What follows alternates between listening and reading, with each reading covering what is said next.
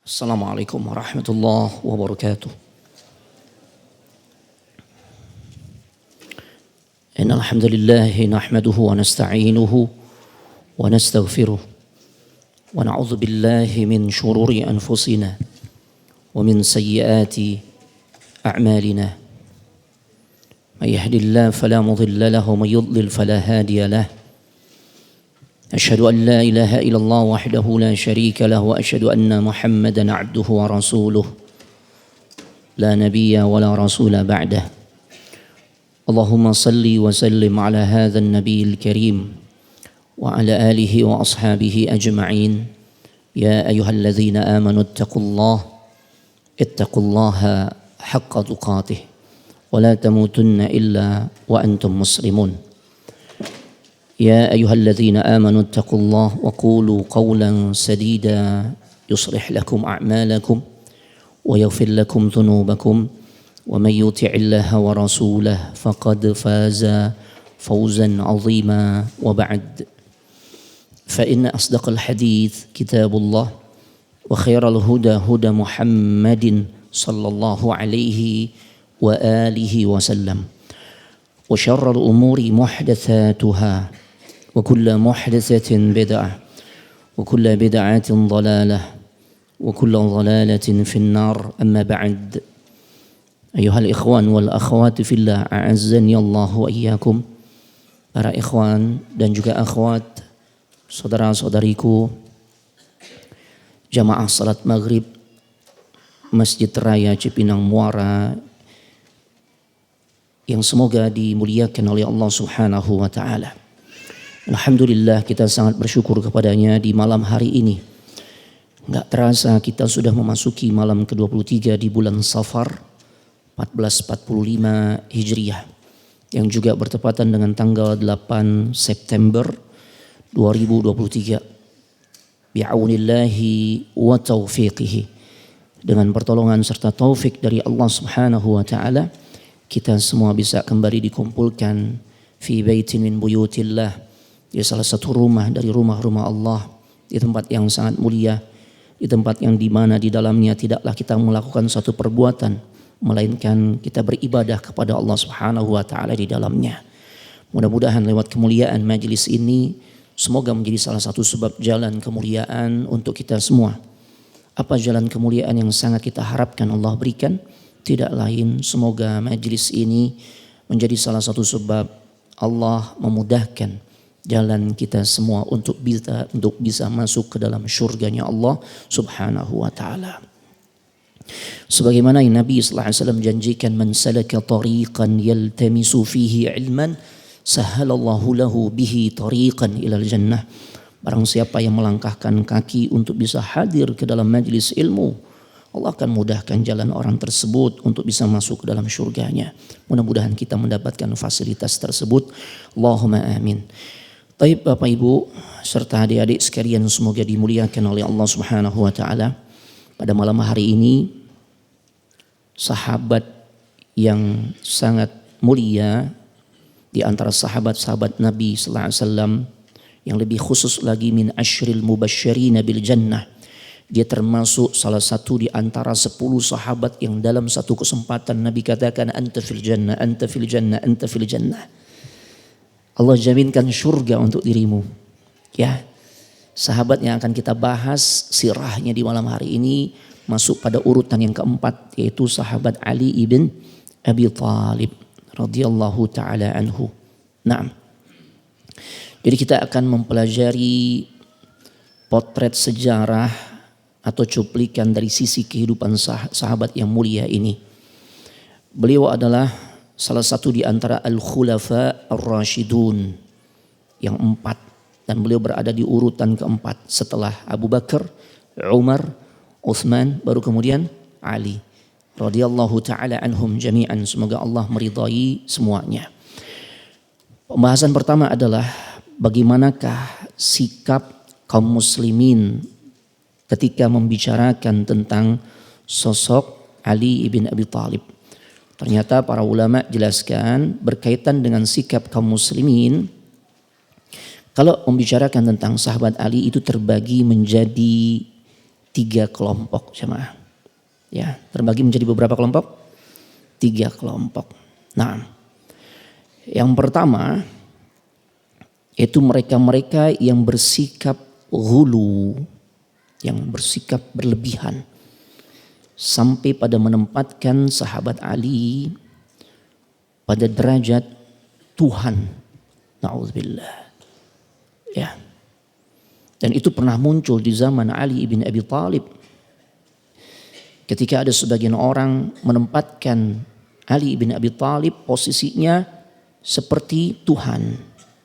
Ya. Maka pada akhirnya tatkala mereka didakwahi dan enggak mau juga taubat, sehingga pada akhirnya Ali pun menghukum mereka dengan cara membakar. Tapi kebijakan Ali menghukum mereka dengan cara membakar itu pun dikritisi oleh sahabat yang lain. Sahabat yang alim, ya, yang menjadi rujukan umat, bahrul ummah, itu sahabat Abdullah ibn Abbas. Ya, karena beliau mengatakan la yu'adzibu binnar, ya, tidak ada yang berhak untuk mengadab dengan menggunakan api kecuali pencipta api, yaitu Allah. Ya, dibakar tuh sama Ali. Ya, kenapa? Karena mereka mengaku atau menempatkan Ali sebagai Tuhan. Ketika Ali berkata, ya, man ana, mereka mengatakan anta huwa, engkau adalah dia, maksudnya Allah. Tidak wahai lagi, man ana, anta huwa, ya, engkau adalah dia. Dia itu maksudnya Allah. Bahkan yang ketiga dipertegas lagi oleh mereka. Ketika Ali kembali bertanya, man ana, anta rabbuna, engkau adalah Rabb kami. Ya, makanya Ali pun tegas bersikap terhadap orang ini. Nah, kemudian yang semisal dengan orang-orang yang seperti itu ditunjukkan oleh orang-orang Syiah Rafidah yang mereka ghulu, berlebih-lebihan terhadap sahabat Ali ibn Abi Thalib. Ya, mereka menganggap sahabat Ali ini sampai pada derajat maksum. Padahal derajat kemaksuman atau al-ismah ini hanya diberikan kepada para nabi dan rasul. Ya, jangankan Ali, sahabat paling utama siapa? Abu Bakar. Abu Bakar maksum enggak? Enggak. Ya, taib. Apalagi Ali ibn Abi Thalib. Tapi golongan Syiah menganggap bahwasanya ya Ali ibn Abi Thalib ya dia mencapai level maksum. Begitu juga anak cucu keturunannya diyakini mereka yang 12 imam ini ya adalah orang-orang yang maksum. Makanya ya mereka disebut dengan Syiah Itsna Asyariyah. Syiah yang 12 imam. Ya. Naam. Jamaah sekalian semoga dimuliakan oleh Allah Subhanahu wa taala, ya. Kemudian berkaitan dengan sahabat Ali bin Abi Thalib, sikap yang kedua. Ya, tadi sikap yang pertama ya, mereka berlebihan menganggap Ali ya sampai pada derajat ketuhanan. Ya, ghulu. Nah, yang kedua ini sebaliknya. Ya, lawan dari yang pertama. Ditunjukkan oleh sikap orang-orang Khawarij. Yaitu mereka yang mengkafirkan sahabat yang mulia ini. Itu sahabat Ali bin Abi Thalib ya sampai dikafirkan oleh mereka. Bahkan sang eksekutor yang pada akhirnya ngebunuh Ali bin Abi Thalib, Abdurrahman ibn Muljim, itu adalah seorang Khawarij. Ya, ini juga tentu sikap yang menyimpang.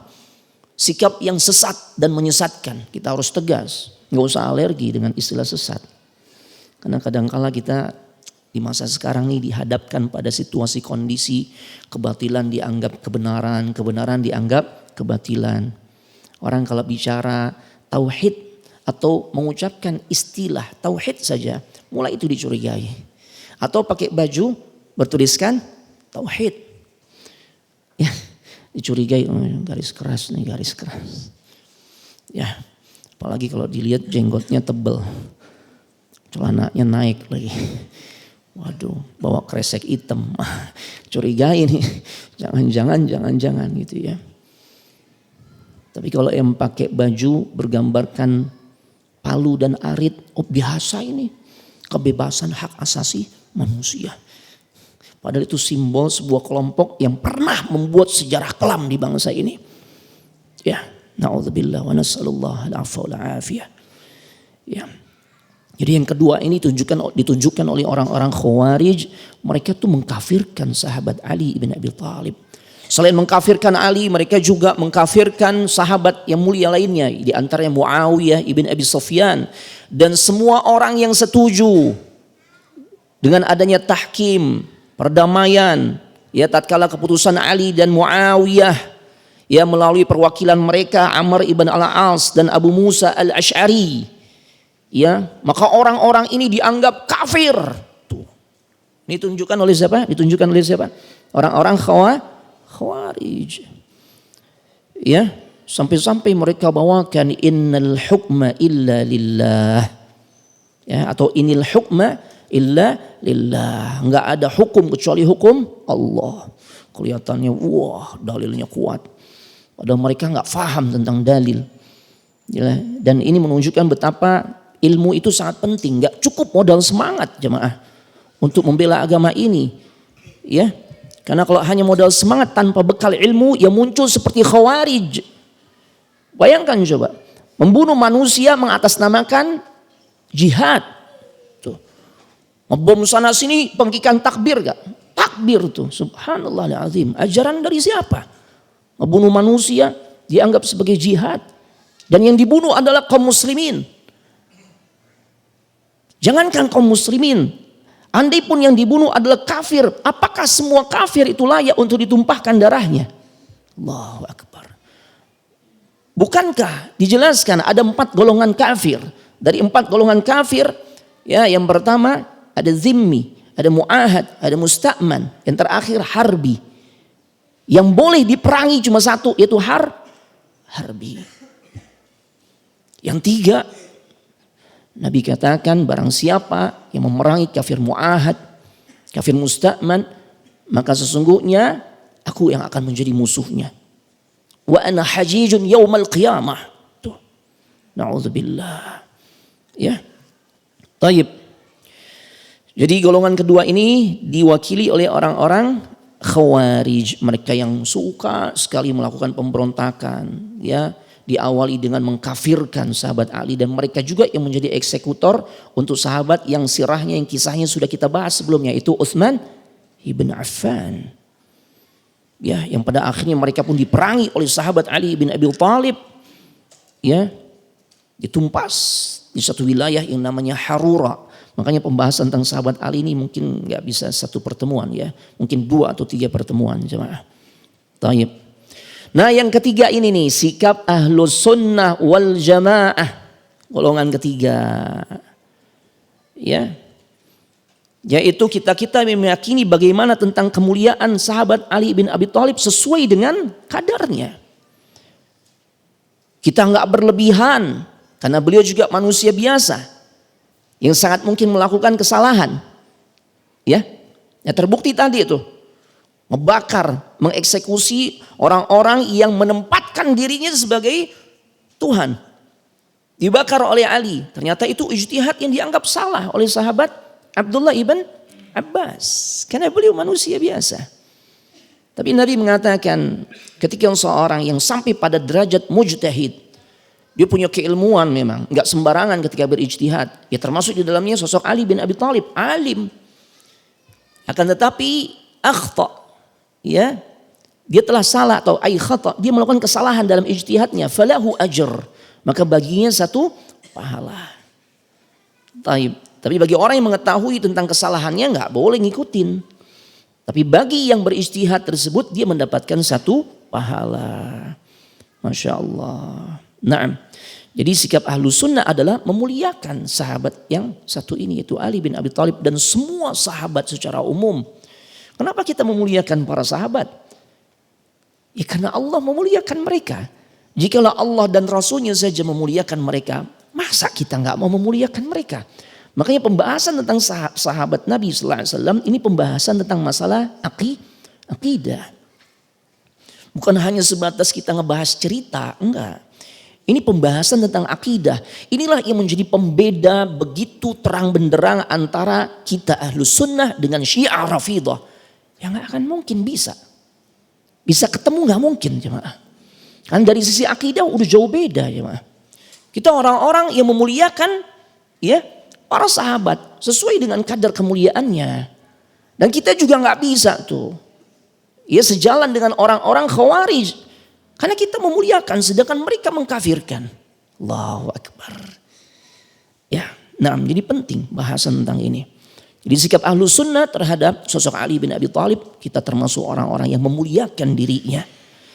Karena secara umum ana sering sampaikan dalilnya. Allah puji mereka, Allah ridhai jalan hidup para sahabat. At-Taubah ayat 100.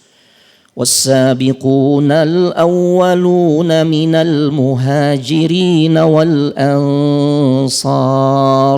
Generasi terdahulu dari kalangan muhajirin dan ansar. Siapa mereka? Sahabat kan? وَالَّذِينَ اتَّبَعُوهُمْ بِإِحْسَانٍ. Dan orang-orang yang mau mengikuti jejak langkah para sahabat di dalam beragama. Di dalam cara beragama. Kita bisa tuh masuk dalam kategori yang ketiga. Apa kata Allah? Radhiyallahu anhum wa radu'an. Allah ridha kepada mereka dan pastinya mereka ridha kepada Allah. Sehingga kalau Allah sudah berikan keridhaan kepada manusia, kepada hambanya atau kepada sekelompok manusia, apa yang Allah akan berikan? Wa a'adda lahum jannat. Allah siapin surga untuk mereka. Nabi mengatakan khairun nasi qarni thumma alladhina yalunahum thumma alladhina yalunahum. Sebaik-baik manusia adalah yang berada di masaku, yaitu para sahabat. Baru setelah itu generasi pasca sahabat, yaitu murid sahabat. Tidak lain mereka adalah tabi'in. Dan murid para tabi'in yaitu atba'ut tabi'in. Mereka lah yang disebut dengan generasi emas umat ini. Ya, Masya Allah. Makanya sampai saking mulianya kedudukan mereka, tatkala di dalam pembahasan tafsir, di dalam mukaddimahnya Al-Imam Ibnu Katsir memberikan panduan. Kalau kita ingin memahami ayat Al-Quran, pertama metodenya penafsirannya itu ya ayat Al-Quran ditafsirkan dengan ayat yang lain. Kita nggak dapati penafsiran Al-Quran dengan ayat yang lain. Satu ayat kita tidak dapati penafsirannya lewat ayat lain. Cari lewat hadis Nabi penafsirannya. Kalau kita nggak dapat itu satu ayat Al-Quran, penjabarannya lewat hadis Nabi, ya, maka kita lihat dari penjelasan para sahabat, tafsirnya para sahabat. Siapa sahabat yang paling jago tentang tafsir Al-Quran di antaranya? Abdullah ibn Abbas. Kita nggak dapati dari para sahabat, muridnya Abdullah ibn Abbas di antaranya Imam Mujahid, Ikrimah dan sebagainya. Kita nggak dapati dari ya generasi tabi'in, murid para sahabat, maka muridnya tabi'in yaitu atba'ut tabi'in. Baru ketika kita nggak dapati juga, kita lewat pendekatan lughawi, bahasa. Masya Allah. Nah, baik, kita mulai sekarang dari nasab beliau.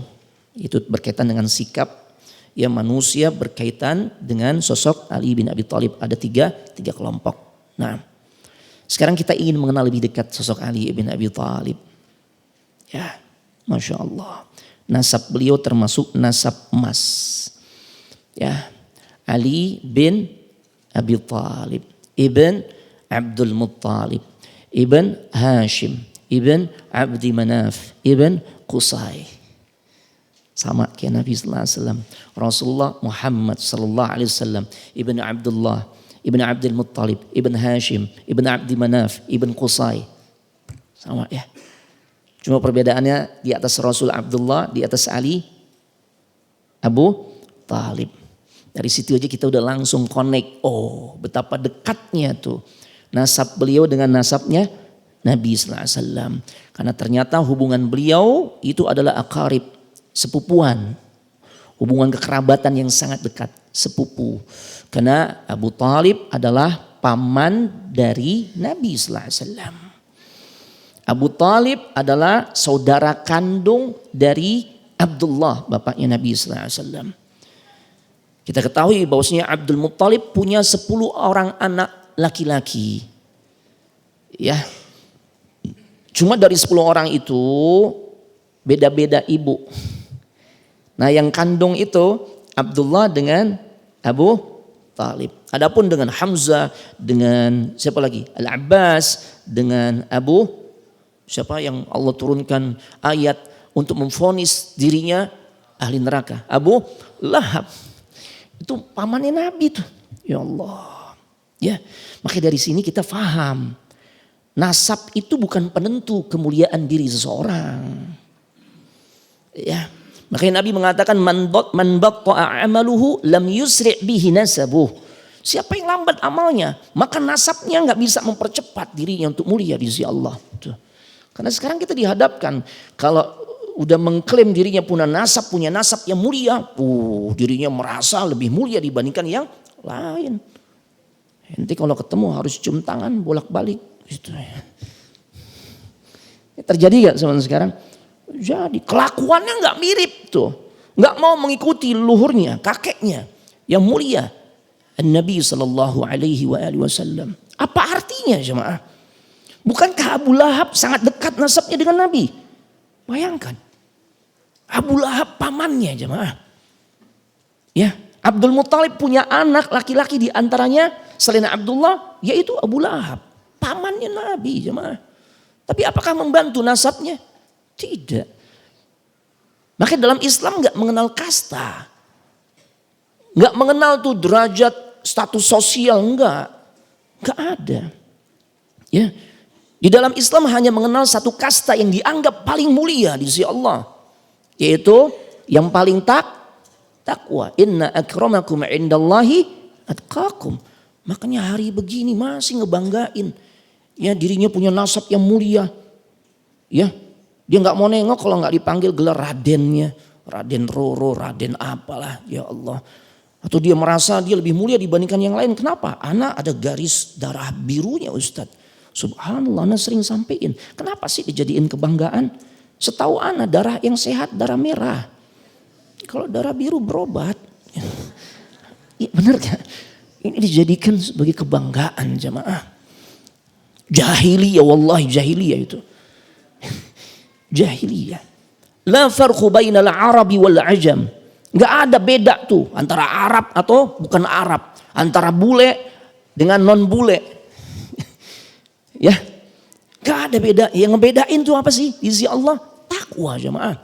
Bukankah kita mendapati kisah orang-orang mulia? Mereka bukan berasal dari garis keturunan yang mulia.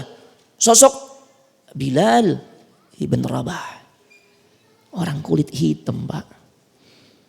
Ana yakin sepertinya ya lebih ganteng laki-laki yang dari Cipinang dibandingkan laki-laki Afrika kan gitu ya. Tapi betapa mulianya dirinya di sisi Allah dengan sebab apa? Ketakwaannya. Ya Allah. Taib. Kita akan mengenal sosok sahabat Ali bin Abi Thalib. Ali memiliki istri, di antaranya siapa? Putri beliau. Makanya sangat spesial nih. Pembahasan tentang sosok Ali ini spesial banget nih. Ya, Ali adalah sepupu, sekaligus juga menantu. Karena memang salah satu putri Nabi yang bernama Fatimah bintu Muhammad sallallahu alaihi wasallam dinikahi oleh Ali bin Abi Thalib. Ya, taib. Walaupun memang istrinya tidak hanya satu. Setelah wafatnya Fatimah, maka kemudian Ali bin Abi Thalib menikahi 7 orang wanita lainnya. Tapi tidak dalam satu kesempatan. Karena kita laki-laki, umat Nabi Muhammad, artinya selain Nabi Muhammad itu tidak diperkenankan untuk memiliki lebih dari berapa istri? 4. Itu maksimal Bu ya. Oh, lah ibu-ibu jadi diem. Tadi kedengeran suaranya. Ya, Masya Allah. Ya, itu tidak dalam satu kesempatan. Ana bacakan deretan nama-nama istrinya. Dan ini ada sesuatu yang menarik jemaah. Masya Allah. Setelah ibunda Fatimah bintu Rasulullah wafat. Maka Ali kemudian menikahi wanita berikutnya yang bernama Umamah binti Abul As. Ada yang tahu Umamah siapa nih? Hah? Ada hadiah ya nih. Nah, Umamah binti Abul As. Nah, ada yang tahu siapa sosok Umamah? Ibu-ibu? Siapa Bu? Oh Pak, adik-adik? Hah? Salah satu cucu Nabi sallallahu alaihi wasallam. Putrinya Zainab. Abul As itu suaminya Zainab. Zainab ya kakaknya Fatimah.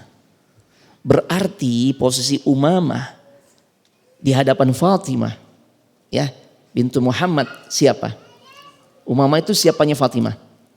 Keponakan. Kok boleh Ustadz? Ya boleh, kan Fatimahnya udah meninggal.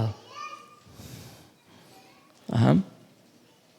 Sebagaimana Ruqayyah dinikahi oleh Utsman ibn Affan, putri Nabi. Ruqayyah wafat pasca perang Badar, ya. Makanya Utsman gak ikut perang Badar kan saat itu. Kemudian Utsman menikahi adiknya Ruqayyah, yaitu Ummu Kulthum. Gak apa-apa, yang penting tidak dalam satu kesempatan. Yang istilahnya di Indonesia itu ada istilah apa? Naik ranjang atau turun ranjang. Itu. Ini kalau saudara kandung aja boleh, yang penting gak satu kesempatan. Apa karena meninggal atau dengan sebab apa? Cerai. Nah ini meninggal Fatimah. Akhirnya Ali menikahi keponakannya, istrinya yang bernama Umamah binti Abul As. Menarik nih. Jadi kita tahu hukum fikih di sini. Ya, nah. Kemudian Ali menikahi Khawla binti Ja'far. Dari Khawla inilah nanti Ali mendapatkan keturunan anak laki-laki yang bernama Muhammad.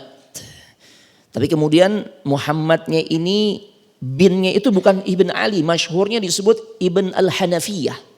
Kalau kita suka mendengar kisah salaf namanya Muhammad Ibn Al-Hanafiyah, itu sebenarnya anak Ali bin Abi Thalib. Loh kok bin Al-Hanafiyah Ustaz? Iya karena ya ini untuk membedakan dengan anak-anak Ali yang lain yang berasal dari Fatimah. Gitu. Ya, karena Khawla binti Ja'far ya Ibn Al-Hanafiyah. Jadi si Muhammad nih anaknya Ali hasil pernikahan dengan Khawla ini dinisbatkan kepada kakeknya Muhammad dari jalur ibu. Tuh. Untuk ngebedain dengan anak-anak Ali yang lain dari istri beliau Fatimah. Barakallahu fikum. Nah, ada juga istri beliau yang berikutnya yaitu Laila binti Mas'ud. Kemudian ada Ummul Banin Ibn Hizam. Ada juga Asma binti Umais. Ada As-Sahba binti Rabi'ah. Dan yang ke-8 Ummu Sa'id binti Urwah. Istrinya berapa jadi Pak? 8. Oh Bapak berapa? 1. Ya Masya Allah. Nah dari 8 istri ini otomatis anaknya banyak gak? Banyak Pak. Berapa anaknya? 32. Subhanallah. Asyik ya. Asyik. Bu, termotivasi Bu ya. Banyak anak Bu. Insya Allah gak nyalahi program pemerintah Bu. Ya, enggak. Ya, program BKKBN. Badan Koordinasi Keluarga Berencana Nasional. 2 anak lebih baik. Tuh bacanya begitu. Ya, paham? 2 anak lebih baik tuh bacanya begitu, jangan 2 anak koma lebih baik, jangan akhirnya 2 cukup, jangan yang komanya dilebih 2 anak lebih koma baik. Ini Ali 32 anaknya Masya Allah, yang laki-laki 14 otomatis yang perempuan 32. Ya kita lihat deretan nama-namanya Masya Allah. Yang pertama Al-Hasan, kedua Al-Husain, yang ketiga Muhammad Al-Akbar. Muhammad Al-Akbar, Muhammad besar. Yang keempat Ubaidullah, yang kelima Abu Bakar. Lihat ini pembuktian dan sebagai bantahan terhadap orang-orang Syiah Rafidhah yang mengatakan hubungan Ali dengan Abu Bakar dan Umar serta Utsman tidak harmonis. Dengan sebab apa?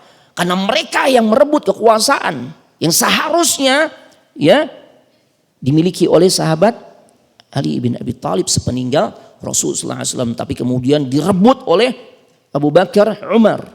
Na'udzubillah. Mana mungkin orang tuh kalau benci seseorang dijadikan nama orang yang dia benci sebagai nama anaknya. Masuk akal gak? Gak masuk akal. Kenapa sih kita namain orang nih, ya namain anak kita nih dengan nama seseorang? Karena kita berharap kita berikan ya nama tersebut untuk anak kita, semoga anak kita bisa meneladani sosok yang namanya kita jadikan nama untuk anak kita. Tuh, kan gitu. Iya kan? Masya Allah. Makanya salah satu nama putra Ali ibn Abi Thalib yang kelima adalah Abu Bakar. Apa namanya kalau bukan menunjukkan betapa cintanya sahabat Ali kepada Abu Bakar. Sampai-sampai putra kelimanya beliau namai Abu Bakar. Yang keenam juga sahabat Nabi juga Al-Abbas. Al-Abbas Al-Akbar. Yang ketujuh Utsman. Lihat jemaah. Tuh. Makanya kelompok yang paling hobi berdusta, siapa mereka? Syiah Rafidah. Makanya Imam Syafi'i begitu tegas. Imam Syafi'i katakan, aku masih memberikan toleransi untuk mendapatkan atau menerima periwayatan hadis dari golongan manapun di luar Ahlus Sunnah misalnya. Masih beliau beri kesempatan untuk mengkajinya. Tapi satu tuh yang nggak beliau berikan celah sedikit pun untuk beliau terima. Ketika periwayatan yang beliau dapatkan itu berasal dari orang-orang Syiah Rafidah. Kenapa? Karena bagaimana mungkin informasi yang berasal dari mereka bisa dipercaya? Karena mereka punya keyakinan yastahillun al-kadhib. Mereka menghalalkan dusta. Padahal dalam ajaran Islam dengan tegas Nabi katakan iyyakum wal kadhib. Jauhilah oleh kalian dusta. Fa innal kadhiba yahdi ilan nar. Karena sesungguhnya kedustaan itu akan menggiring kalian masuk ke dalam neraka. Allahu Akbar. Tapi justru di kalangan mereka dusta itu jadi ajaran agama. Ya Allah. Ya makanya nanti Anda bawakan riwayat-riwayat yang dimana kedustaan mereka begitu keji. Ya, di antara anak sahabat Ali bin Abi Thalib itu bernama Al-Muhsin. Ya, naam. Itu anak yang berasal dari istri beliau Fatimah. Selain Hasan Husain, begitu juga ada Al-Muhsin. Dan Al-Muhsin ini kemudian dihembuskan berita bohong di kalangan orang-orang Syiah Rafidah. Yang dimana mereka mengatakan Al-Muhsin wafat gara-gara kekejaman Umar ibn Al-Khattab. Di saat dia menganiaya Fatimah bintu Rasulullah. Yang tatkala itu dia dobrak pintu rumahnya Fatimah dan Fatimah sedang menahan pintu tersebut sampai kemudian akhirnya Fatimah keguguran dan bagian tulang punggungnya pun patah. Ini riwayat yang batil, Pak. Ya, yang disampaikan oleh orang-orang Syiah Rafidah. Nauzubillah wa nasallallahu alaihi. Jadi hati-hati baca sejarah, hati-hati. Sumbernya dari mana? Apalagi dengan kemudahan akses sekarang kan. Kita mudah sekali itu disajikan informasi-informasi tentang sejarah orang-orang mulia. Tapi telah didistorsi, telah diputarbalikkan. Hati-hati Pak. Ya. Mereka menebar kebencian kepada para sahabat. Tidak hanya sebatas itu. Tujuan mereka adalah menjauhkan kita dari agama kita. Karena sahabat adalah orang terdepan yang ngebimbing umat untuk mengenal Islam dengan benar. Periwayatan hadis dari siapa? Sahabat kan. Kalau kita dibuat benci sama sahabat, kita mau gak menerima periwayatan hadis dari mereka? Enggak. Tuh. Waktu udah habis ya. Kita jeda dulu. Setelah itu salat isya dulu baru lanjut. Setelah salat isya ya. Begitu ya. Naam. Tutup sebentar. Wassalamualaikum warahmatullahi wabarakatuh. Tadi sampai anak beliau yang keberapa? 7 ya. Yang ke-8 bernama Ja'far Al-Akbar. Yang ke-9 Abdullah. Yang ke-10 namanya Yahya. Yang ke-11 anak laki-laki beliau bernama Aun.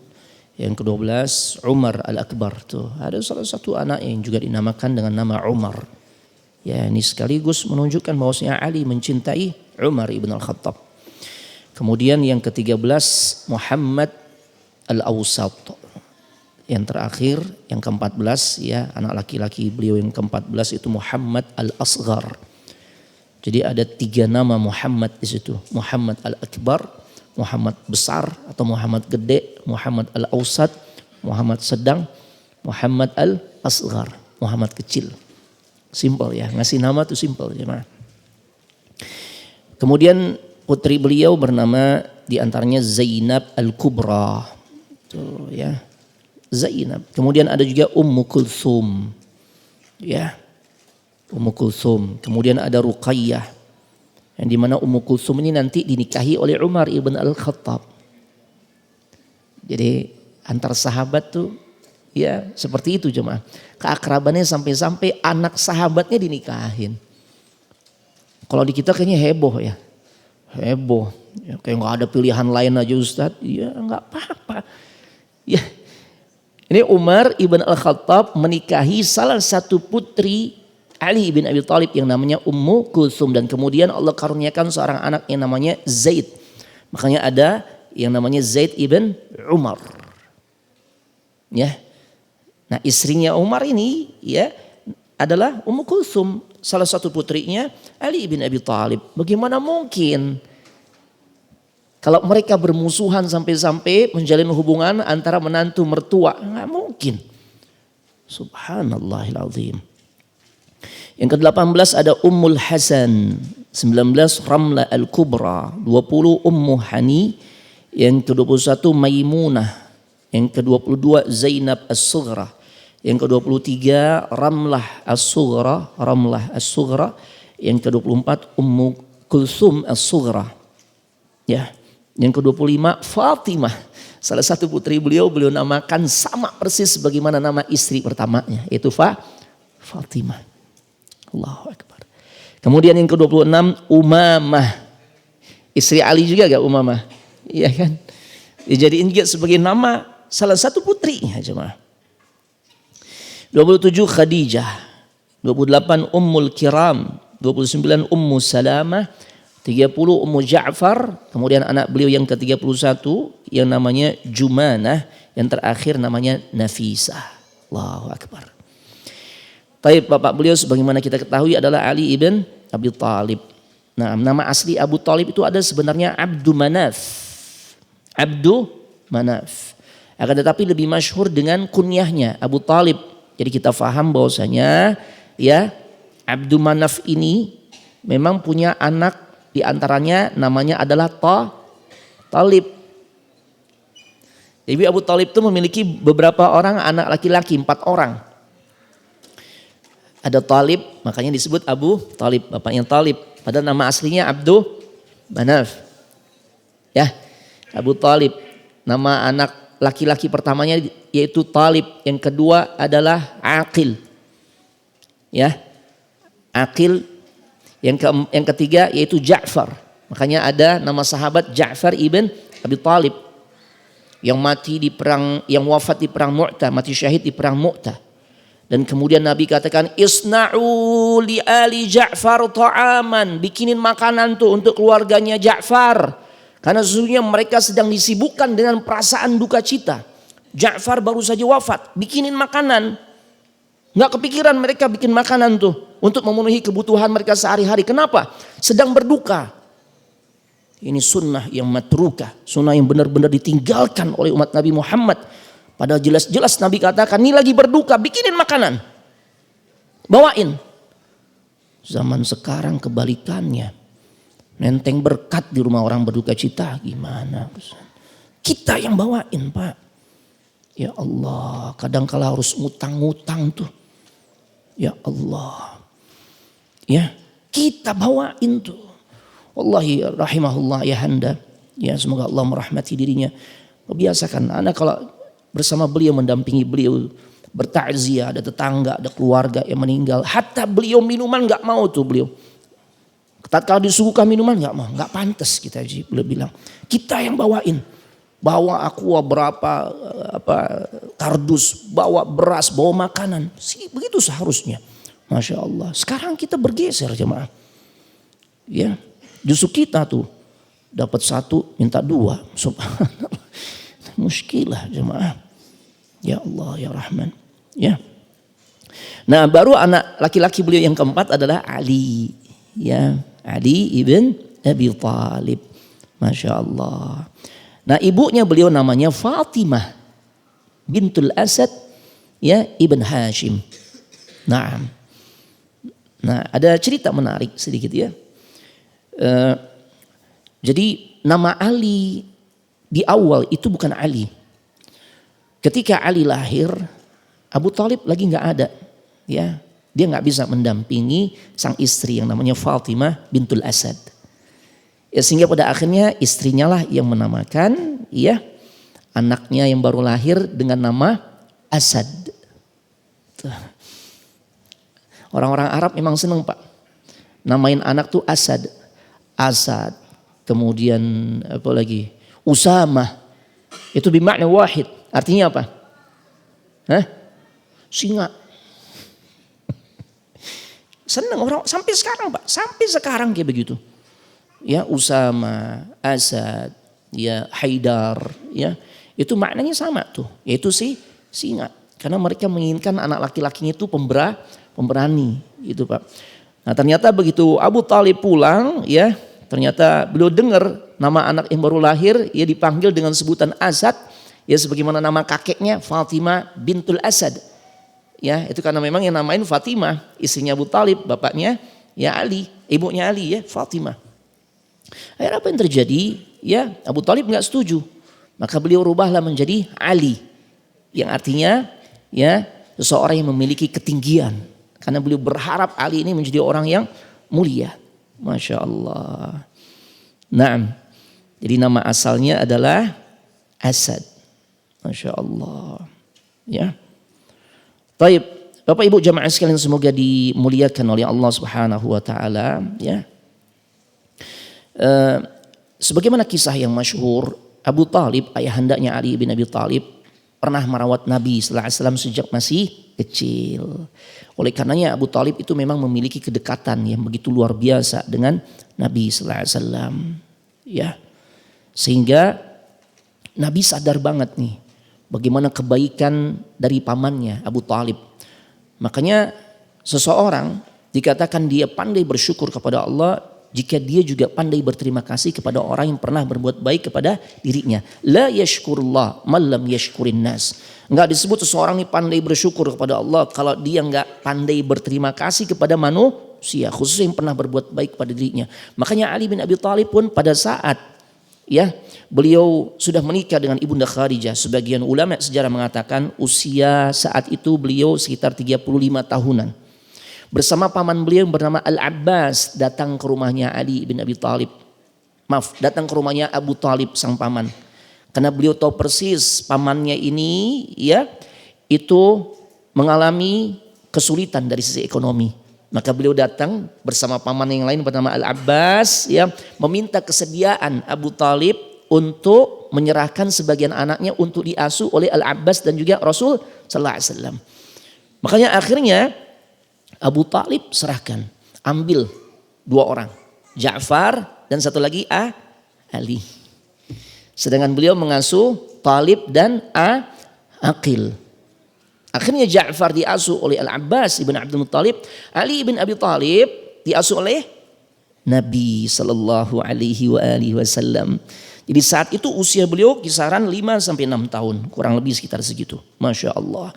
Dan tinggallah beliau di rumahnya Nabi sallallahu alaihi wasallam bersama istri beliau yang sangat dicintainya yaitu Khadijah bintu Khuwailid. Nah, selisih usia antara sahabat Ali bin Abi Thalib dengan Nabi sallallahu alaihi wasallam itu 30 tahun. Jadi saat Nabi berusia 30 tahun, Ali bin Abi Thalib baru lahir jemaah. Ya, na'am. Ya, perbedaan usia Nabi dengan Ali itu 30 tahun. Nah, Ali bin Abi Thalib ini memiliki kunyah atau nama panggilan, gelar. Ada 3 Pak. Yang pertama adalah Abul Hasan. Ya, karena beliau memiliki ya anak yang namanya Hasan. Karena kaidah di dalam memberikan kunyah itu gelar diantaranya umumnya dinisbatkan, disandarkan kepada anak, khususnya anak pertama. Makanya di antara kunyah Nabi adalah Abul Qasim. Bapak punya anak Yusuf, maka bapak disebut Abu Yusuf. Yang ibu-ibu Ummu Yusuf. Dan itu sebenarnya biasa juga di kalangan kita nih. Biasanya kalau ibu-ibu ya lagi ngumpul-ngumpul sama orang tua murid. Ummu Yusuf kemana ya, kau belum datang? Ibunya Yusuf mana ya, mamanya Yusuf mana ya? Itu tuh Abu Yusuf. Ya pada namanya mungkin Jeffrey gitu ya. Kok dipanggil Abu Yusuf? Dia anaknya namanya Yusuf. Jadi Abu Yusuf. Nah, Ali bin Abi Thalib memiliki 3 kunyah. Yang pertama Abul Hasan. Ya. Yang kedua Abu Turab, bapaknya debu, bapaknya tanah. Dan ternyata panggilan ini adalah panggilan yang membuat sahabat Ali bin Abi Thalib sangat bahagia. Karena ternyata ya di dalam sejarah dikisahkan ya ketika Nabi sallallahu alaihi wasallam datang ke rumahnya Fatimah, ternyata apa yang terjadi ya, Rasul nggak menemukan sang menantu. Ya Allah, yang dia temui cuma putrinya Fatimah. Dan Rasul melihat raut wajah Fatimah kayaknya ada masalah nih dengan suaminya. Makanya Rasul bertanya, aina ibnu ammik? Allahu Akbar. Ya, Rasul menyadarkan, mengingatkan putrinya. Selain nih yang ditanya ini adalah sosok suamimu nih, ya Ali ini adalah suamimu. Dia juga punya kedudukan spesial. Dia adalah anak pamanmu. Aina ibnu ammik? Rasul tahu persis lagi ada masalah nih.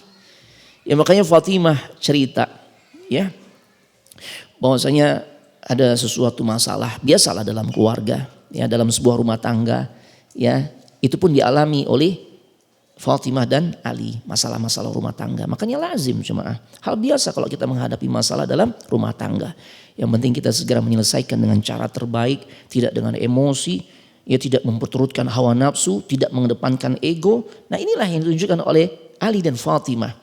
Rasul tahu nih, ya keduanya lagi marah-marahan, ya. Dan Fatimah curhat, iya kami ada masalah. Ya, kana baini wa bainahu ya abi. Ya, saya lagi ada masalah dengan beliau. Makanya akhirnya dia pun keluar.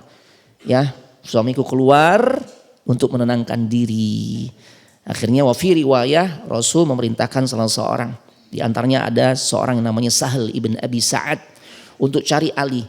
Dan ternyata ditemukan Ali sedang menenangkan diri di mana Bapak Ibu? Masjid. Jadi kalau lagi ada masalah tuh datang ke masjid, tenang. Ini hadir kajian ini bikin tenang gak? Tenang Pak. Ya Allah, wa anzala alaihimus sakinah. Nabi janjikan tuh orang kalau kumpul di masjid dibacakan ayat-ayat Allah, hadis-hadis Nabi sallallahu alaihi wasallam, kisah-kisah orang saleh seperti sahabat Nabi, Masya Allah. Turun tuh ya ketenangan dalam hatinya. Tenang.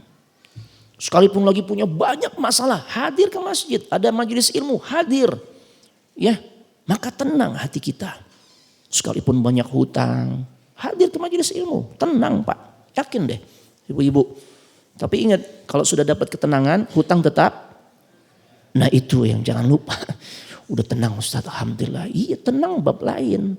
Urusan hutang tetap bayar ya. Nah, Taib akhirnya didapati Ali bin Abi Thalib sedang ada di masjid. Masya Allah. Maka Nabi segera menghampirinya. Dan ternyata Rasul mendapati menantunya sedang tidur, menenangkan diri. Dan di badannya tuh belepotan debu, pasir. Ya karena masjid zaman dulu kan enggak seperti sekarang. Di Masjid Raya Cipinang Muara kita karpetnya enak. Enggak. Dulu alasnya apa? Pasir Pak. Alasnya pasir dan tanah. Ya makanya kalau hujan ya Allah Rasul dan para sahabat tuh wajahnya penuh dengan tanah. Penuh dengan pasir. Makanya ada juga sunnah nih yang masih bisa kita terapkan. Yaitu sholat menggunakan yasta'milu an-na'l. Menggunakan sendal atau sepatu. Itu sunnah Pak. Tapi lihat tempat. Jangan coba-coba di masjid ini. Marah-marah merbot. Ya, suatu saat nih Bapak Ibu, Bapak khususnya atau adik-adik nih, ya yang suka naik gunung gitu ya, adventure, hiking dan sebagainya. Ya, sudah masuk waktu sholat, pengen sholat setelah wudhu, ya sholat dalam keadaan pakai sendal, pakai sepatu silakan sholat. Coba aja kita lihat kalau kita haji umroh, itu askar-askar ya, aparat keamanan di Masjidil Haram, Masjid An-Nabawi tatkala mereka bertugas ya mengamankan ya sekitar Masjid Haram, Masjid An-Nabawi. Ya di antaranya tatkala mereka sholat di pelataran tuh mereka pakai sepatu gak Pak? Pakai sepatu. Ya. Taib. Nah. Maka Rasulullah SAW mendapati penuh debu, Nabi bersihin Pak. Nabi bersihin. Wa fi riwayah di pipinya dibersihin, di bahunya. Sambil mengatakan kum ya Abu Turab. Kum ya Aba Turab. Bangun. Wahai bapaknya debu. Masya Allah. Ali berkata, enggak ada panggilan yang paling membuat diriku bahagia selain panggilan tersebut. Kenapa? Itu panggilan bukan sembarang panggilan, Pak. Itu panggilan menggambarkan betapa sayangnya Nabi kepada sang menantu, Pak. Ini pelajaran buat kita nih. Kita umat Nabi Muhammad mencontohkan kepada kita bagaimana mesranya hubungan antara mertua dan menantu. Romantis. Makanya Ali pantas ia mengatakan begitu berkesannya panggilan itu. Jadi bukan sembarang panggilan nih. Ini panggilan yang menunjukkan kasih sayang Nabi kepada dirinya. Kom ya Abu Turab. Kom ya Abu Turab. Bangun wahai bapaknya debu. Masya Allah. Ya. Kunyah ketiga yaitu Abu Sibtain. Ya, bapaknya 2 cucu. Ya karena Al-Hasan dan Husain itu adalah cucu Nabi. Bapaknya siapa? Ali bin Abi Thalib. Ya. Karena sesungguhnya Hasan dan Al-Husain ini orang yang begitu spesial di hati Nabi sallallahu alaihi wasallam. Ayahnya adalah beliau. Ya. Maka beliau mendapatkan julukan bapak dari cucu yang sangat disayangi oleh Rasul sallallahu alaihi wasallam. Ya. Naam.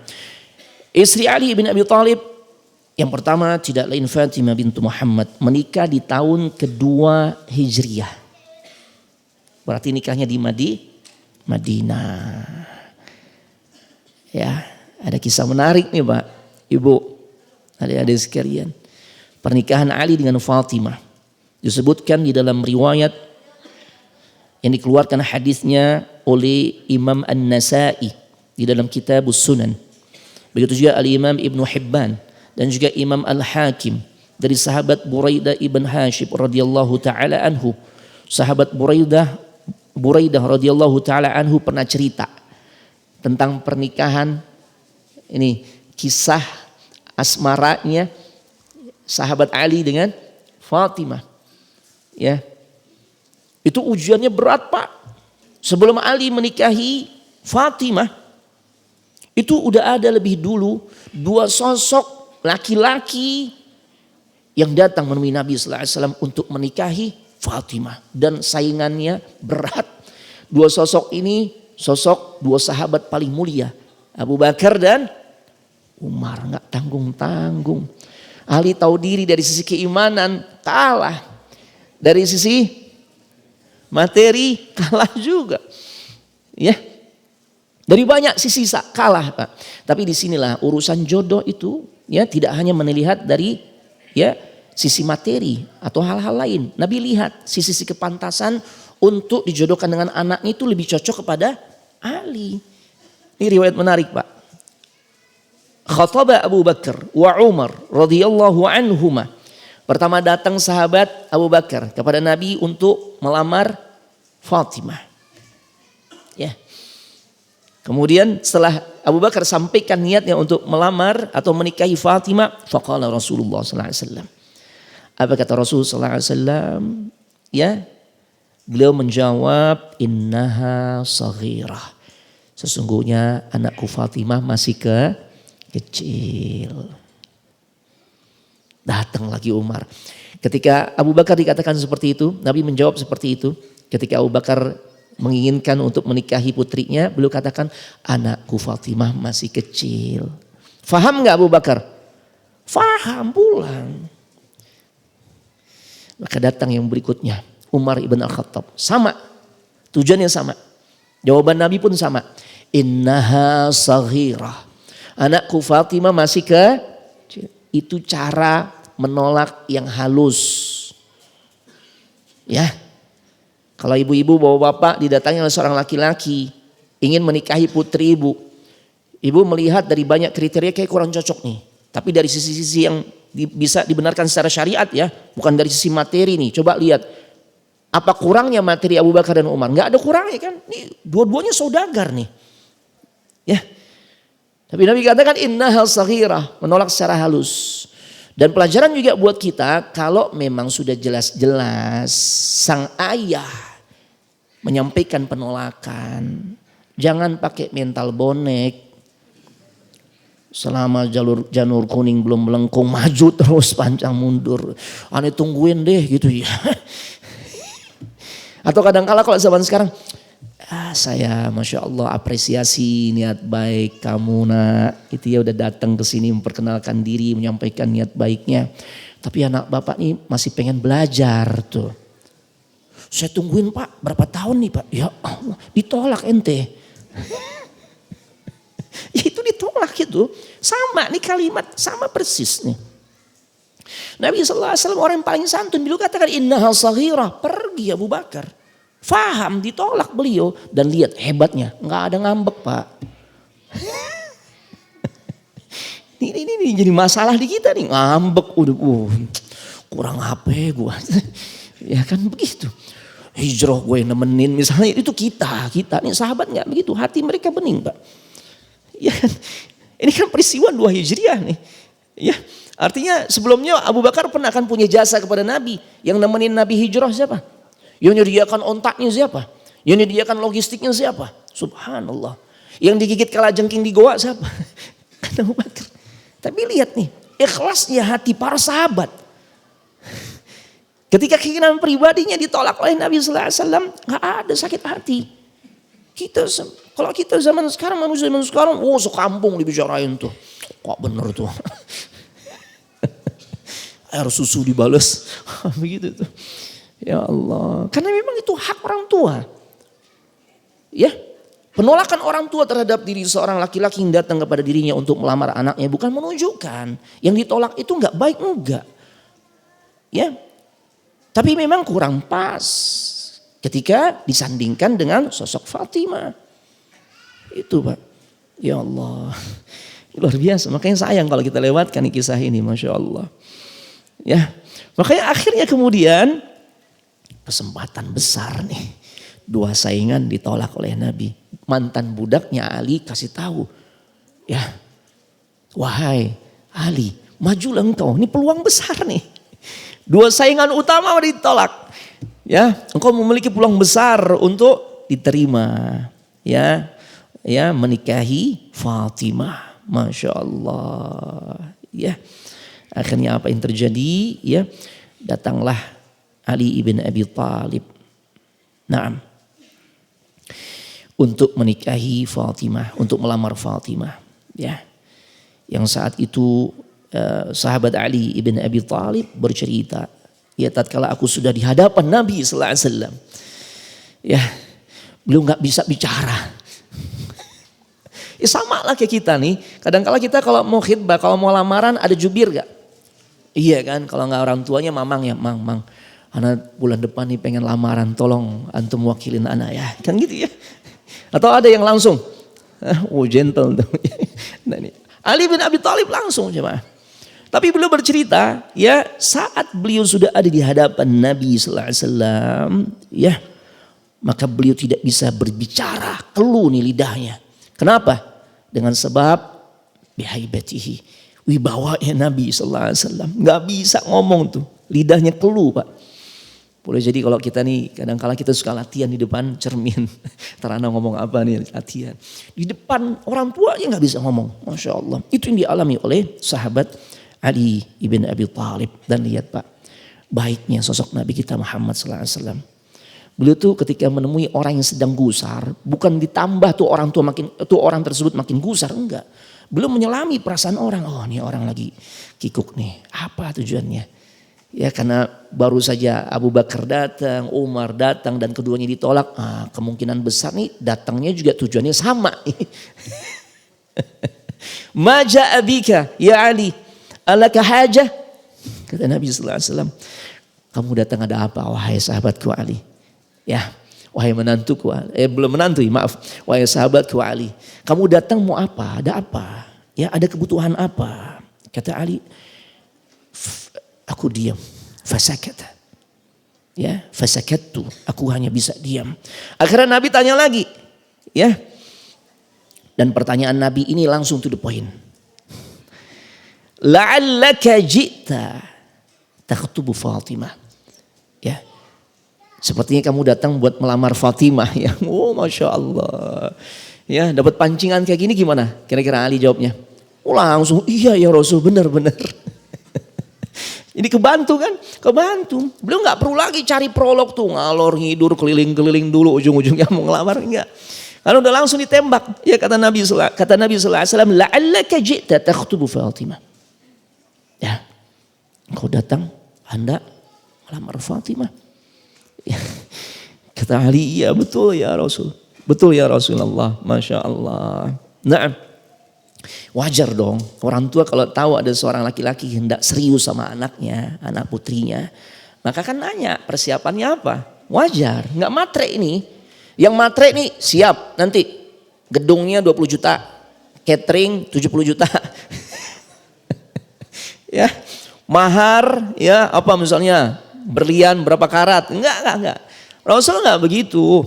Ya, tapi Rasul juga realistis. Wa hal indaka min syai', ya, tastahilluha bihi. Kamu punya sesuatu yang bisa dijadikan untuk mahar, untuk menghalalkan anakku? Punya sesuatu enggak? Oh, iya. Kan mahar masih kan? Mesti ada. Walau apapun bentuknya. Masya Allah. Apa kata Ali? Ma'indi syai' ya Rasulullah. Aku enggak punya apa-apa ya Rasul. Karena kita tahu bahwasanya Ali ini miskin jemaah. Lihat luar biasanya Nabi sallallahu alaihi wasallam. Ya. Apa kata Nabi sallallahu alaihi wasallam? Ya.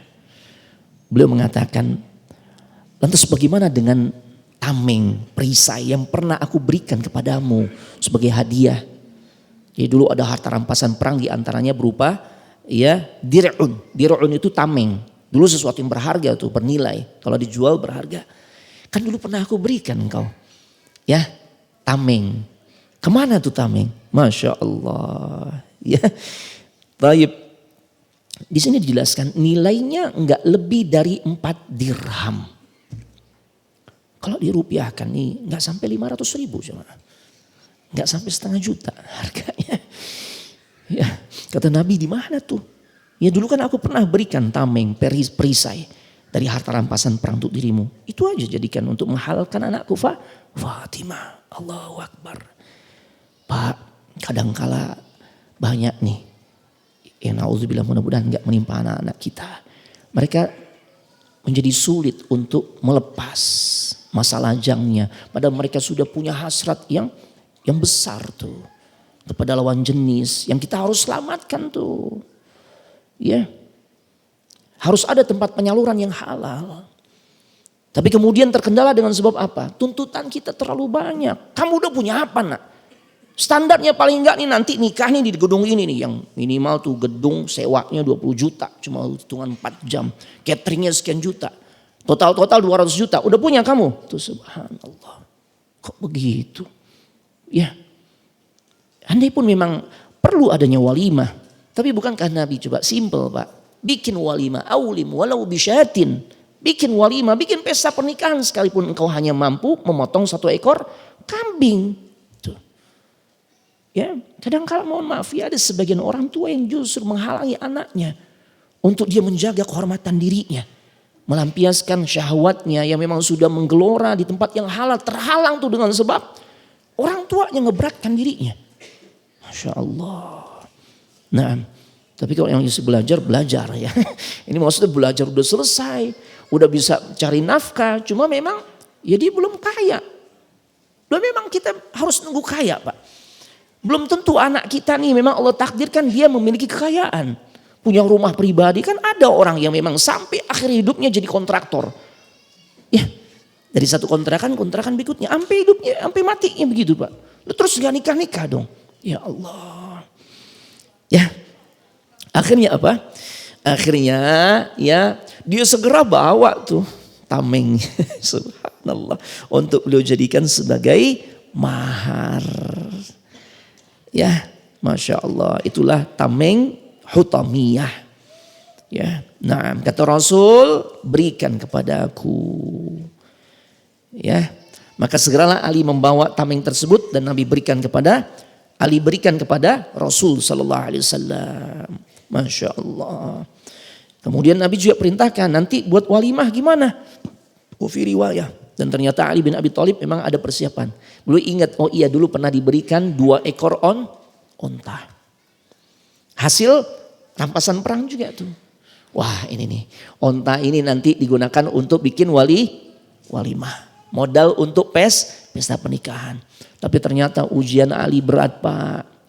Ya, itu onta segitu-gitunya tuh untuk persiapan pesta pernikahan. Ya setelah khitbah dengan tamengnya. Ternyata tuh onta disembelih. Ya Allah. Siapa yang nyembelih? Paman beliau Hamzah. La haula wa la quwata illa billah. Saat itu Hamzah sedang terpengaruh oleh khamr. Loh kok minum khamr Ustaz? Kan udah masuk Islam. Saat itu belum turun ayat tentang pengharaman khamr. Jadi orang-orang di Madinah biasa minum khamr. Di saat lagi nge-fly, kemudian sambil mendengar senandung dari para biduan wanita yang ngompor-ngomporin Umar, yang ngompor-ngompori Hamzah untuk nyembeli, ada onta di luar tuh dua. Sembeli kalau engkau seorang pemberani. Disembeli Pak. Malah onta siapa itu? Ponakannya Ali, subhanallah. Ali begitu balik melihat ontanya sudah terkapar, subhanallah. Fabaka, nangis dia. Karena ini harta yang dia gunakan untuk bikin pesta. Allahu Akbar. Akhirnya sampailah berita ini kepada Nabi sallallahu alaihi wasallam dan Ali menyampaikan ya perasaan dukanya, modal nikahnya itu berupa onta disembelih oleh mamangnya, oleh pamannya. Ya ketika Rasul tanya siapa yang menyembelih? Kata Ali, Hamzah. Rasul juga bingung karena pamannya juga nih. Subhanallahirrahmanirrahim. Ya, ini luar biasa. Jadi sekilas tentang kisah Ali bin Abi Thalib. Ya sebenarnya masih panjang Bapak Ibu ya. Cuma waktu kita sudah cukup malam. Ya, Anda mohon maaf sekali banyak khilaf dan tentu kita mohon ampun kepada Allah. Insya Allah kita lanjut pada kesempatan yang akan datang. Jika ada pertanyaan silakan. Ada pertanyaan Bapak Ibu? Tafadhal. Tafadhal antum. Nah. Ya Allah. Assalamualaikum warahmatullahi wabarakatuh Ustaz. Nah, izin bertanya. Tadi kan ada 3 golongan manusia dalam menyikapi sahabat Ali radhiyallahu an. Yang pertama kan golongan yang gulu. Ayo. Bahkan sampai menempatkan Ali pada derajat Tuhan. Sahih. Yaitu golongan Syiah.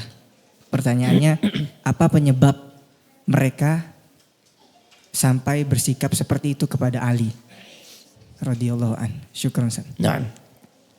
Ya. Apa yang mendorong atau menjadi sebab seseorang sampai pada derajat menempatkan pada tahapan menempatkan Ali di derajat ketuhanan, kan gitu ya. Yang di antaranya karena mereka beragama atas dasar hawa nafsu, bukan berdasarkan ilmu. Karena orang kalau udah cinta tapi cintanya nggak dibimbing dengan wahyu, ya, tidak dibimbing dengan panduan Al-Quran dan hadis, maka begitulah yang terjadi. Ya sebagaimana seseorang ketika jatuh cinta ya kepada sang kekasih, dia udah nggak pikirin lagi tuh, dia nggak peduliin lagi tuh nasihat orang yang seharusnya dia berikan cinta terbaiknya itu orang tuanya, ya kan? Itulah sikap uhulu, karena memperturutkan hawa nafsu, sehingga nggak mau menjadikan panduan agama itu sebagai ya panutannya, sebagai pedomannya. Itulah yang terjadi, dan fenomena ini muncul dalam bentuk yang lain. Ketika orang melakukan hal-hal ritual-ritual yang gak ada tuntunannya, ya, kemudian kita katakan, apakah Nabi sallallahu alaihi wasallam mengajarkan hal tersebut? Ya, tapi apa yang terjadi? Oh enggak. Kiai ana udah ngajarin begini, tuh. Itu kecintaan enggak? Tapi kecintaan yang tidak dibimbing dengan ilmu, seperti itu. Ya, nah, selain sebab-sebab lainnya tentunya. Nah, di antaranya tipu daya syaitan. Ya, seperti itu. Nah, maka kita berlindung kepada Allah Subhanahu wa taala dari segala bentuk perbuatan syirik, mempersekutukan Allah dengan sesuatu apapun, ya. Nah, ini termasuk nih. Ustaz, assalamualaikum. Waalaikumsalam. Izin Ustaz, mau tanya di luar tema. Baik. Hukum Maulid Nabi. Nah, sepertinya antum udah tahu ya. Kita ini adalah umat Nabi Muhammad sallallahu alaihi wasallam. Ekspresi cinta kita kepada Nabi Muhammad SAW tentu harus sesuai dengan apa yang beliau telah ajarkan. Nah, Anda memahami bahwasanya sebagian saudara-saudara kaum muslimin tatkala melakukan ritual-ritual seperti ini itu dasarnya apa? Cinta. Tapi permasalahannya ya cinta kepada Nabi itu harus diekspresikan dengan amalan yang sesuai dengan apa yang beliau ajarkan. Karena kalau justru menyelisihinya, kita bukan dianggap sebagai cinta kepada Nabi. Ya. Nah, adakah hal ini, amalan ini yang ditanyakan dilakukan oleh generasi terbaik umat ini? Padahal mereka orang yang paling tahu kapan hari lahirnya Nabi. Kan begitu ya, karena mereka masanya kan dekat tuh. Ya, kalau kita nggak dapat informasi yang valid, Pak. Kalau bicara sirah an-nabawiyah, para ulama khilaf, berselisih pendapat tentang kapan tanggal lahirnya Nabi menjadi beberapa pendapat, banyak pendapat. Yang masyhur 12 Rabiul Awal. Tapi pendapat yang kuat 12 Rabiul Awal itu adalah hari di mana beliau wafat. Tuh, yang masyhur itu belum tentu sahih. Andai pun kita anggap itu riwayat kuat, adakah para sahabat melakukan hal tersebut, melakukan perayaan? Itu simpelnya deh. Pak, orang yang paling cinta kepada Nabi sallallahu alaihi wasallam siapa, Pak? Ibu, sahabat. Kalau kita nih cintanya masih tanda tanya gede. Oh iya, Nabi cinta gak sama orang-orang yang sholat jamaah? Iya kan? Kita masih nego. Pak, udah azan, kita sholat jamaah yuk. Ana titip salam aja, begitu. Gimana ya urusan? Mau ke surga titip salam. Katanya cinta sama Nabi. Nah, adakah generasi terbaik ini, terbaik umat ini, yang mereka udah jelas cintanya kepada Nabi itu gak diragukan. Mereka pertaruhkan nyawa, Pak. Ya, kalau kita kan enggak, kita cuma ucapan aja cinta Nabi, cinta Nabi. Apa buktinya tuh, lihat di rumah Ana banyak stiker cinta Nabi dan sebagainya. Enggak seperti itu. Sudahkah kita komitmen mengamalkan sunnah-sunnahnya? Gimana mau dikatakan cinta Nabi, ngamalkan sunnah masih malu? Kan gitu. Ya, celana paling enggak nutupin mata kaki aja. Ya antara anak dibilang apa? Padahal kan yang ngajarkan kepada laki-laki untuk tidak menutupi mata kakinya tatkala berpakaian. Apakah celana panjang, izar, sirwal dan sebagainya, gamis, sarung. Itu siapa, Pak? Nabi sallallahu alaihi wasallam. Tapi kita masih malu kan? Cinta apa? Kalau cinta kan dia pasti melakukan sesuatu ya yang dicintai oleh yang dicintainya. Kan gitu konsep cinta yang sederhana tuh, Pak. Nah, lihatlah generasi yang paling cinta kepada Nabi sallallahu alaihi wasallam. Adakah mereka melakukan perayaan? Itu simple. Kalau ada, bisa bawakan satu riwayat dan ternyata terbukti riwayat itu kuat. Oh iya, Abu Bakar ngerayain juga. Oh iya, kita juga orang terdepan yang akan merayakannya. Cuma masalahnya tidak ada satupun riwayat yang menjelaskan atau yang memang ya menegaskan bahwasanya para sahabat generasi terbaik umat ini yang cintanya itu benar-benar pure murni cinta kepada Nabi, mereka enggak melakukan hal itu. Maka kita tentu tidak perlu melakukannya. Lau kana khairan lasabaquna ilaihi. Karena jika hal itu dianggap perkara baik, maka generasi terdahulu adalah orang yang paling duluan melakukannya. Tapi ternyata enggak. Maka itu bukan merupakan bagian dari ajaran agama. Bahkan kalau kita baca sejarahnya itu berasal dari kalangan orang-orang Syiah Banu Fatimiyah. Ya, tapi bukan bahasan itu, bukan bahasan kita tentang hal tersebut. Nah, terakhir Ustadz mau nanya, jika kita sujud waktu sholat, apakah boleh dengan bahasa Indonesia? Terjadi khilaf dengan para ulama, di kalangan para ulama. Kalau kita udah baca Subhana Rabbiyal A'la wa bihamdi, kemudian mau mengamalkan hadis Nabi, di antara momen terdekat seorang hamba dengan Rabbnya adalah saat sujud, fa'akthiru bid-du'a, maka perbanyaklah doa. Sebagian ulama mengatakan bahwasanya boleh dengan bahasa Indonesia. Kenapa? Karena perintah doa ini sifatnya umum. Dan doa bisa disampaikan dengan bahasa apapun. Karena Allah memahami semua bahasa yang kita sampaikan di dalam berdoa. Ya, tapi dengan syarat. Kalau bapak-bapak, ibu-ibu ingin mengamalkan pandangan sebagian ulama yang membolehkan, ma'asyurut. Dengan syarat, apa syaratnya? Bisautin munkhafid. Dengan suara yang lirih. Cukup antara diri kita dan Allah aja yang tahu.